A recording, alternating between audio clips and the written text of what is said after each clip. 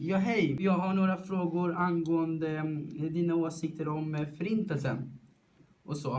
Jaha, ja. Ja.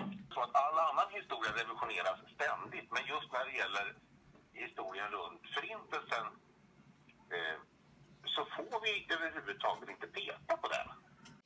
On the 20th of January 1942, Reinhard Heydrich and Heinrich Himmler arrived in two Grosser Mercedes at the Wannsee mansion. The meeting between the Wehrmacht high officers and Schutzstaffel leaders was the beginning of the final solution. The first step, or the final solution, was getting Jews, homosexuals, handicapped and other people into ghettos. The point of the ghetto was keeping people isolated and working while waiting for the transport to a concentration camp. Day and night, the transports were going in and out of the ghetto. Men, women and children were thrown into trucks and never seen again. The Wannsee Conference ensured the collaboration of all governmental institutions and organizations. This was for Himmler the answer to a future dominated by those who were worthy. This future was according to Nazi ideology worth fighting for and their primary goal. Heydrich imagined a future free from the burden of lower men. He ensured that the annihilation of 11 million Jews was the first step towards a perfect society. Jag ifrågasätter detaljer. Jag förnekar inte själva förintelsen eller att det skulle ha funnits en alltså om jag säger att jag inte förnekar förintelsen så menar jag förnekar inte att det med all sannolikhet fanns en medveten plan att utrota ett helt folk. Okej. Så du... Att man dessutom satte den planen i verket. Ja. Det förnekar jag inte alls. Däremot som sagt för en hel del detaljer. Det finns mycket saker i till exempel överlevandes vittnesmål som strider mot allt vad naturvetenskap heter. Ja, Ravensbrück var ju ett koncentrationsläger som ligger cirka 8-9 mil norr om Berlin och hade plats för 30 000 kvinnliga fångar. Lägret var ju hemskt. Lägret hade ju, som man kunde se, en gaskammare och ett krematorium. Va? Och det kunde man ju, när man var där så kunde man ju känna röken, att man kremerade människor. Va? Och dessutom fanns ju ett fängelse där människorna hölls ungefär som bundna hundar. Vi vet ju av nazisternas egna anteckningar att man gasade el i Ravensbrück över 10 000 människor. Det är ju ingenting som någon annan har hittat på, utan det är ju förövarnas egna anteckningar som finns. Antagligen var det väl så, det har vi sett på andra platser också om man besöker Prag, att de ville visa till eftervärlden hur duktiga de hade varit och mördat människor. Det är därför de har dokumenterat allting. Ja. Om du själv befinner dig i en extremt utsatt situation, för det är gjort som ju bevisligen. Ja, jo. Och sen efteråt ska du lämna din bild av det hela och då vill du få folk att förstå hur jävla otäckt och hemskt det var för dig. Och då överdriver du samtidigt det din fiende gjorde så att säga. Okej. Den bilden då som det här offret målar upp definitivt inte var detsamma som en oberoende objektiv tittare skulle se om han hade funnits som en osynlig fluga på väggen, om du förstår vad jag menar. After being transported, the people were shuffled into trains. The train ride could take up to multiple days. Vi var ju beordrade att gå ombord på det här tåget och i vårt fall så var vi ju 297 kvinnor och barn. Och vi packades i de här vagnarna på det mest hemska sätt man kan tänka sig. 70-80 personer i varje vagn, det var ju hemskt va. Och jag minns att i varje vagn hade man ställt en hink med vatten på den ena kortändan.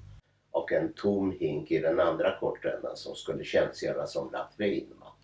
When they arrived at the camp, the first thing they could hear was soldiers screaming at them. Then the doors opened.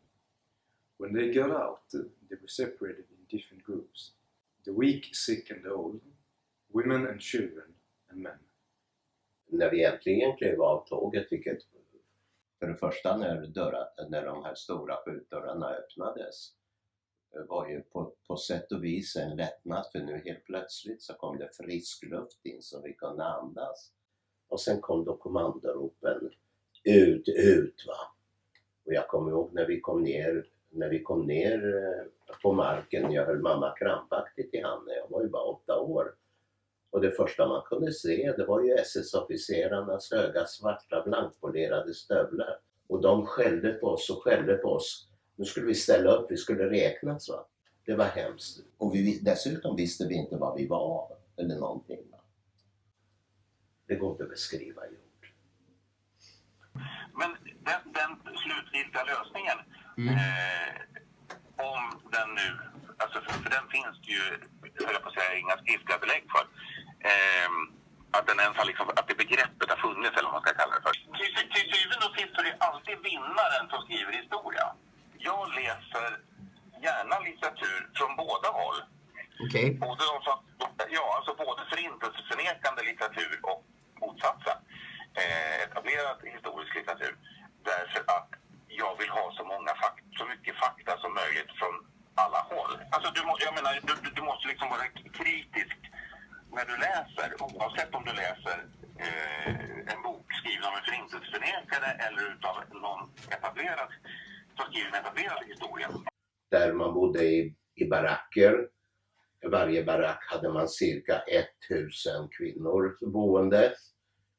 I britser som var 70-75 centimeter breda.